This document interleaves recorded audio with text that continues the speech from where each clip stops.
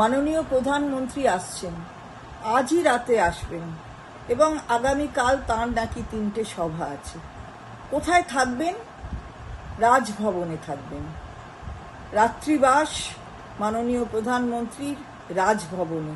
তার আগে একই কাণ্ড, রাজ্যপাল তার বিরুদ্ধে থানায় অভিযোগপত্র জমা দিতে গেছেন একটি মহিলা,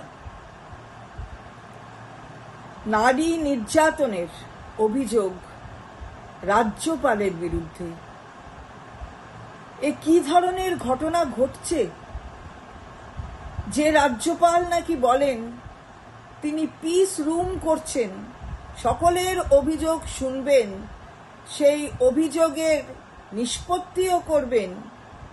আমরা তো আগেও বলেছি, আবার বলছি, সেই পিস রুম কি আসলে নারী সম্মানের পিস হ্যাভেন হয়ে গেছে, যেখানে বারবার মাননীয় প্রধানমন্ত্রী নারী শক্তি বলছেন, সেখানে রাজ্যপাল তিনি নারীর অপমান করছেন, অসম্মান করছেন।